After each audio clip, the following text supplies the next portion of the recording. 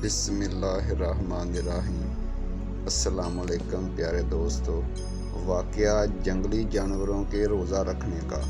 चनाचे इस तल्लक से एक दफ़ा नकल करते हैं कि एक शख्स अशूरा के दिन एक बस्ती में गया।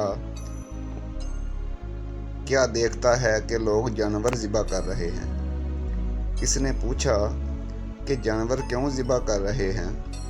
लोगों ने कहा कि आज जंगली जानवरों का रोज़ा है, अगर तुम इनकी अफ्तारी का मंजर देखना चाहते हो तो हमारे साथ चलो। चनाचे वो लोग इसको एक बाग में ले गए, वहाँ इसको खड़ा कर दिया। ज़िबा किए हुए जानवर भी वहीं रख दिए।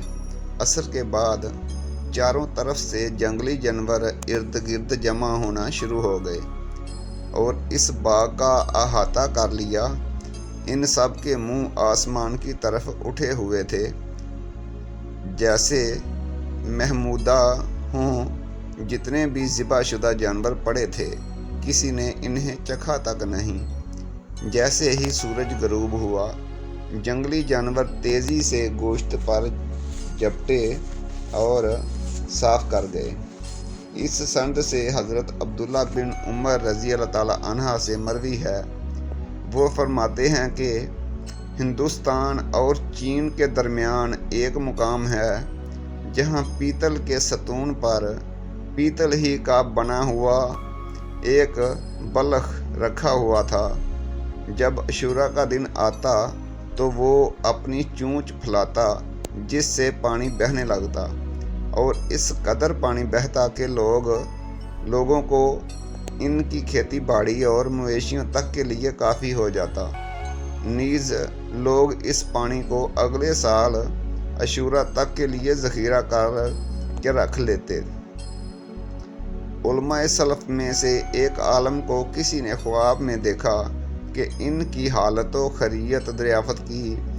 इन्होंने कहा, 60 साल तक अशूरा का रोज़ा रखना मेरी बख्शिश का बहाना बन गया।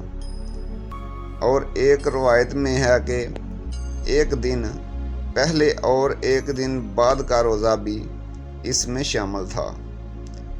हज़रत अब्दुल वहाब खफ़ाफ़ किताबुल सियाम में ज़िक्र करते हैं कि हज़रत सईद ने कहा कि हज़रत कतादा रज़ी अल्लाह ताला अन्हु फरमाते हैं, बताया जाता है कि अगर किसी आदमी से माल ज़कात का कुछ हिस्सा ज़ाया हो जाए तो अशूरा का रोज़ा इसका कफ़ारा बन जाता है।